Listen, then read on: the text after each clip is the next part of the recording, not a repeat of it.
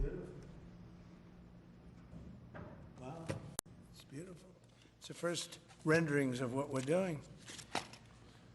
So I want to wish everybody a big hello and Merry Christmas and welcome to Mar-a-Lago for this exciting announcement of the new Golden Fleet. We're calling it the Golden Fleet that we're building for the United States Navy. As you know, we're desperately in need of ships. Our ships are, some of them have gotten old and tired and obsolete, and we're going to go the exact opposite direction.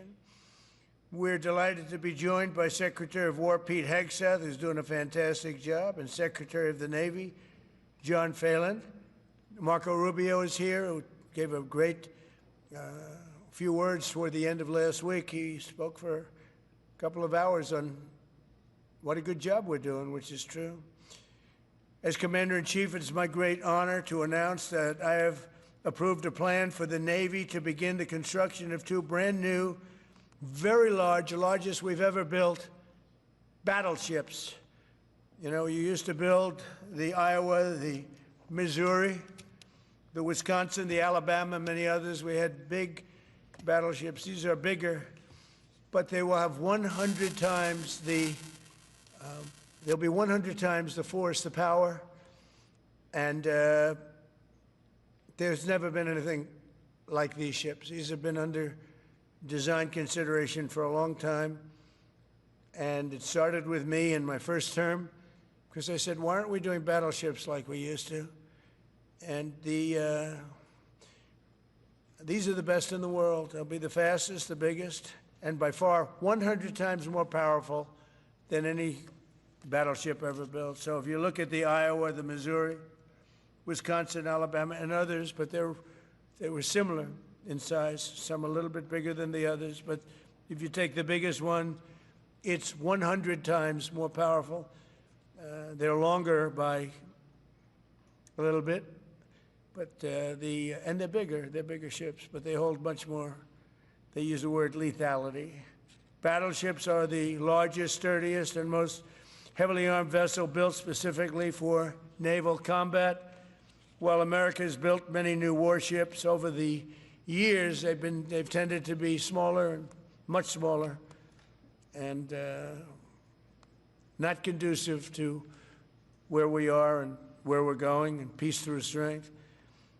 But including, we've been building aircraft carriers. We're going to be upping that also. We're going to be going to a superior aircraft. We have the Ford class. We're going to be upping that to a different class of aircraft carrier.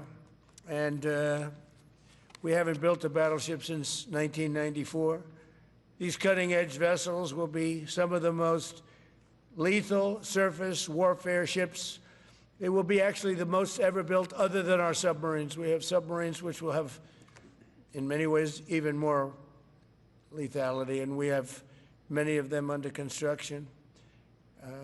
Each one of these will be the largest battleship in the history of our country, the largest battleship in the history of the world ever built. And again, it's 100 times more powerful than the previous Iowa class, it's called. Those are the big ones that you'd see on a show. Victory at Sea. I don't know if anyone's seen Victory at Sea, but it was a classic. They'll help maintain American military supremacy, revive the American shipbuilding industry, and inspire fear in America's enemies all over the world. We want respect. We're going to have it. We already have it. We're more respected now than we ever were. A year and a half ago, they laughed at us. Now they respect us again at levels that they've never respected us.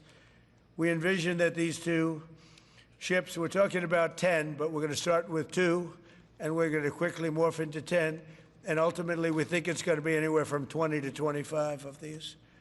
But we're starting with the first 2 immediately, and we're going to then be very quickly involved with, I think, we're going to do another 8, and then we're going to ultimately and pretty quickly have a total of about 20 to 25. We'll make that determination. We envision that these ships will be the first of a whole new class of battleships to be produced in the years to come. From Theodore Roosevelt, the Great White Fleet, you remember that, the Great White Fleet, to the legendary USS Missouri, whose massive guns helped win World War II. America's battleships have always been unmistakable symbols of national power. We stopped making them for whatever reason, I don't know. And I want to congratulate John Thalen, who is your secretary of the Navy. He came to me the first day we met. He talked about battleships, and I said, "You're absolutely on the right track." He said, "Why are we doing other things? We have missiles, which are much more expensive." By the way, these battleships have tremendous numbers of missiles, but they also have guns. And in many ways, guns can do the trick just as well as missiles at a tiny fraction of the cost. Once completed, these new 30 to 40,000 ton plus vessels will be the flagships of the American naval fleet, and there has never been anything built like them. And I just want to, be very clear that we're building them here. We're working with others, but we're building them here. We have great Navy yards. We'll be negotiating with some of the companies that are running those yards, taking over the yards. We used to build a ship a day during World War II. Now we don't do ships very much anymore. We do military ships. We do submarines. By the way, we're 15 to 20 years advanced in our submarines over anybody else. That was one of the things that I did in my first term. We make the best submarines by far in the world. We're at least 15 years advanced ahead of anybody else in submarine development. Most powerful, that's right, the most powerful weapon anywhere in the world, undetectable. So the battleships are going to be armed just in terms of guns and missiles at the highest level. They'll also have hypersonic weapons, many hypersonic weapons, state-of-the-art electric rail guns, and even the high-powered lasers that you've been starting to read about. We have lasers where you aim the laser at a target, it just wipes it out. We're going to have, they'll be the most sophisticated lasers in the world, and the most sophisticated laser in the world will be on the battleships that we're building. They'll also carry the nuclear arms, sea-launched cruise missiles currently under development, which will be instituted pretty quickly, but they're under development, and they've proven to be extremely lethal. The U.S. Navy will lead the design of these ships along with me, because I'm a very aesthetic person, alongside our partners in American industry, and we're going to have Pete Hegseth and Marco and a lot of very talented people involved, but a lot of it's already been done. We've been doing this for months. The construction will create thousands of American jobs. We're going to have the jobs be created. I mean, already we have factories being built unrelated to this, although AI will be a big factor when it comes to these ships. They'll be very AI controlled.